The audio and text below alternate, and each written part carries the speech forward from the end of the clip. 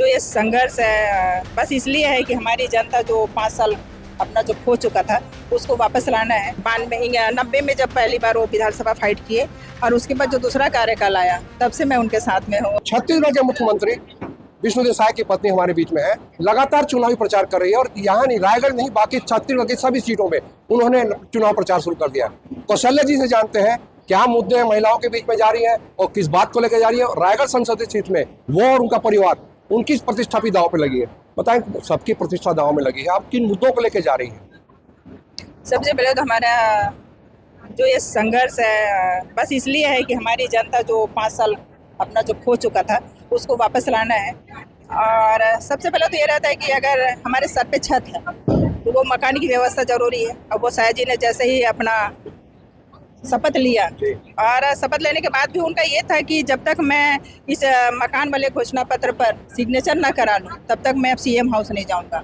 और इस निर्णय पे वाडिक भी रहे। आपने देखा कि 2 से 3 महीना वो एक सर्किट हाउस में ही रहे और जैसे ही उन्होंने सिग्नेचर करा 18 लाख वाले मकान पर, उसके बाद उन्होंने सीएम हाउस में कदम रखा और उसका गृह प्रवेश कराया और उसमें सभी अपने जनता जनार्दन को बुला करके भोजन भी कराया।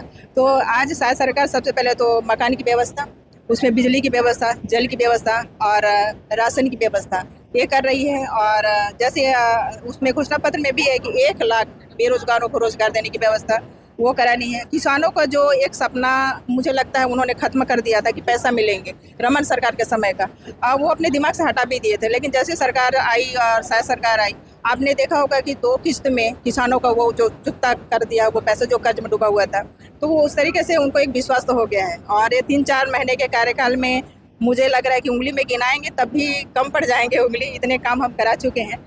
और आगे अगर इनका जन समर्थन हमको इसी तरह मिलता रहा, आशीर्वाद मिलता रहा, तो घोषणा पत्र के माध्यम से जो भी हम लेकर के आए हैं मोदी जी के माध्यम से, वो सब उन तक पहुंचा पाने में सफल होंगे। एक बहुत बड़ी बात थी, पहली बार चुनाव के लिए आपने वोट कब मांगा था? मुख्यमंत्री तो अभी बने हैं, पहले भी सांसद थे, विधायक थे, लगातार आप प्रचार में लगे, क्या फीडबैक देती हैं और चुनाव प्रचार में सबसे पहले कब मौका मिला था आपको?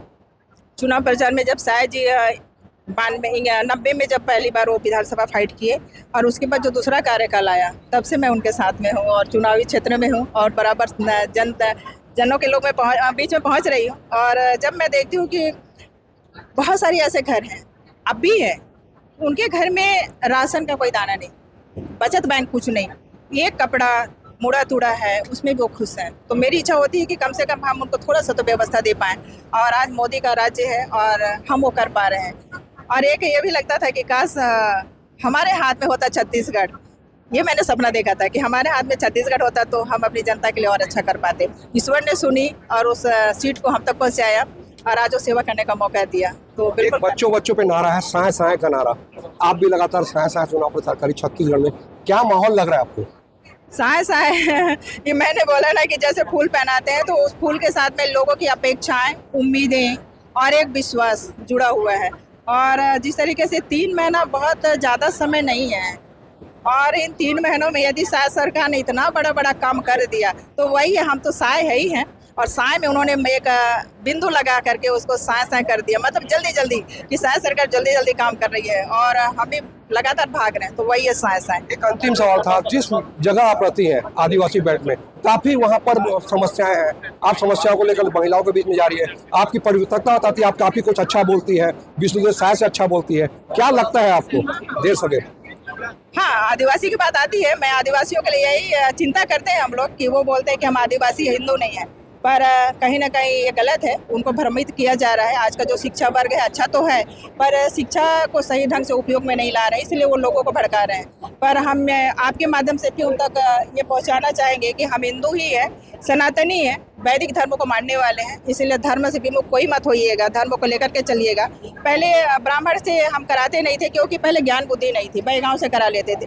लेकिन जैसे जैसे हमारा विकास होते चला जा रहा है, नई बातों को हम देखते चले आ रहे हैं, उसको अपनाते चले आ रहे हैं, तो जो अच्छी बात है उसको स्वीकार करने में कोई गलती नहीं है। तो हमारी आदिवासी बहनें उस चीज़ को समझ रहे हैं, आदिवासी समाज जब आगे आ रहा है और अब तो हमारा सीट, हमारी कुर्सी और हमारा छत्तीसगढ़ है, तो पहले तो मना करते थे, आज हम बेधड़क बोल रहे हैं। एक अंतिम सवाल था, कितने वोटों से जीत रहे हैं?